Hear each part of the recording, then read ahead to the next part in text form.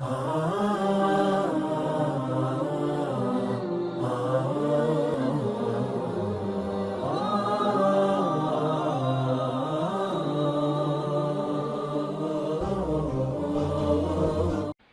طرح مثلاً اللہ تعالیٰ کے ساتھ کچھ لوگ کوشش کرتے ہیں یہ بیان کرنے کی کہ تقدیر بنانا میں اللہ کے ساتھ کچھ لوگ شریک ہیں، گویا اللہ مشورہ لیتا ہے۔ یہ وہ لوگ ہیں جو قرآن سے دور ہیں، جو ائمہ علیہ السلام کی کلمات سے دور ہیں۔ نہج البلاغہ اٹھا کر دیکھیں، کتنی جگہ پہ مولا علی علیہ السلام نے فرمایا ہے، اے میرا اللہ تو کسی مشیر کا محتاج نہیں ہے، تو کسی وزیر کا محتاج نہیں ہے۔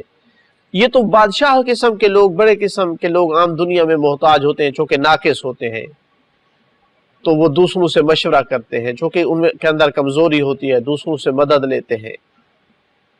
اللہ کی ذات مشورے کی محتاج نہیں، تقدیر بناتا ہے، اس کا خود فیصلہ ہوتا ہے۔ ائمہ علیہ السلام کو اللہ نے یہ مقام دیا ہے کہ وہ اگر سفارش کریں تو اپنی تقدیر ان کی خاطر تبدیل کر سکتا ہے۔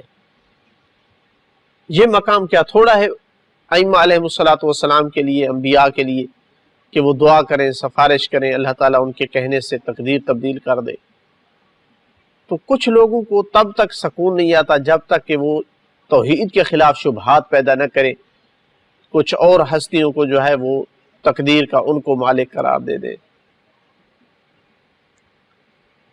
اسی طرح مثلا کہا جاتا ہے کہ ائمہ علیہ السلام تو اپنی جگہ پہ امام حسین علیہ السلام کا ظاہر جو ہے وہ ان مقامات پہ فائز ہو جاتا ہے کہ وہ بشریت سے اوپر نکل جاتا ہے۔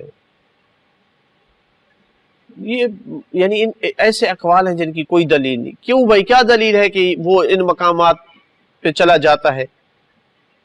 بہت مقام ہے امام حسین علیہ السلام کے ظاہر کا، بہت مقام ہے، لیکن وہ ان مقامات پہ چلا جائے کہ انسانیت سے اوپر چلا جائے، پتہ نہیں وہ کون سی مخلوق بناتے ہیں اوپر۔ اس لیے کہ روایت میں آیا ہے کہ ظاہر جو ہے عرش پر اللہ تعالیٰ جو ہے اس کے ساتھ ملاقات کرتا ہے یا بات کرتا ہے۔ تو یہ کہنا کہ عرش پر چونکہ ملاقات کرتا ہے، اور عرش پر ملاقات یا بات کرنا یہ بشر کے ساتھ نہیں ہوتا ہے، چونکہ قرآن میں ہے کہ اللہ تعالیٰ بشر سے جو ہے وہ یا پردے کے پیچھے سے بات کرتا ہے یا ملک کے ذریعے سے، یا اس کو الہام کرتا ہے، جبکہ ظاہر امام حسین علیہ السلام کے ساتھ عرش پہ بات کرتا ہے، تو لہٰذا وہ بشر نہیں رہا۔ کیسی عجیب و غریب باتیں ہیں، کب تک لوگ ایسی باتیں سن کر جو ہے وہ برداشت کرتے رہیں گے؟ اللہ عرش پہ ملاقات کرتا ہے امام حسین علیہ السلام کے ظاہر کے ساتھ، یعنی اس کو مقام و رتبہ دیتا ہے، اس کو فضل دیتا ہے، اس کی عظمت ہے اللہ کی نگاہ میں، یہ کہنا مقصود ہے، نہ کہ واقعاً وہ انبیاء کی طرح اس کو بھی کوئی الہام ہوتا ہے اور وہ عام نبیوں سے بھی اوپر کا مقام لے جاتا ہے، چونکہ اللہ اس کے ساتھ عرش پہ جو ہے وہ گفتگو کرتا ہے۔ تو اس طرح کی باتیں اور شبہات، ان سے اجتناب کیا جائے، یہ لوگوں کے عقائد کو خراب اور فاسد کرتی ہے۔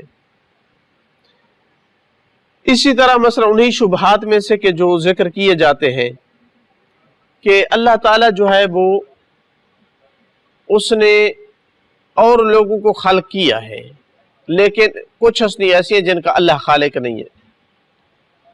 مثال کے طور پر مثلا مولا علی علیہ السلام کی ہستی ہے، اللہ خالق نہیں ہے ان کا۔ کیوں؟ چونکہ مخلوق جو ہے وہ کسی شے سے بنتی ہے، جبکہ مولا علی علیہ السلام کسی شے سے نہیں بنے ہیں۔ اللہ ایسا خالق ہے جو لا شے سے شے بناتا ہے، عدم سے وجود دیتا ہے۔ یہ آپ اور میں جب چیز بناتے ہیں تو کسی چیز سے کسی چیز کو بناتے ہیں، اللہ محتاج نہیں ہے، عدم سے وجود عطا کرتا ہے۔ اس لیے اللہ کو بدیع کہا جاتا ہے، مبدع کہا جاتا ہے۔ تو اللہ ایسا خالق ہے جو لا شے سے شے بناتا ہے۔ اور روایات میں مولا علی علیہ السلام کی خلقت کے بارے میں ہے کہ اللہ تعالیٰ نے رسول اللہ صلی اللہ علیہ وسلم اور مولا علی کو اپنے نور سے خلق کیا۔ تو پھر اس کا مطلب ہے کسی شے سے خلق کیا ہے۔ اگر مان لیں کہ خلق کسی شے سے خلق ہوتی ہے تو تب بھی نور سے خلق کیا ہے، ورنہ اللہ تعالیٰ محتاج نہیں ہے کہ وہ کسی شے سے خلق کرے، وہ عدم سے خلق کرتا ہے، وجود عطا کرتا ہے۔ تو پھر چاہے کسی شے سے بنائے یا لا شے سے شے بنائے، تب بھی وہ خالق ہے۔ اور مولا علی علیہ الصلوۃ والسلام جو ہے اللہ کی مخلوق ہیں۔ کوئی دنیا میں ایسی مخلوق نہیں جو اللہ کی، کوئی چیز نہیں ہے ایسی جو اللہ کی مخلوق نہ ہو۔ اگر کوئی ایسی چیز مان لی جو اللہ کی مخلوق نہ ہو تو وہ ذات خدا میں شریک ہو جائے گا، اور انسان دائرہ اسلام سے خارج ہو کر انسان مشرک ہو جائے گا۔ یہ چند ایک شبہات تھے، انشاءاللہ اگلے درس میں مزید کچھ شبہات کا ذکر کریں گے۔ والحمدللہ رب العالمین۔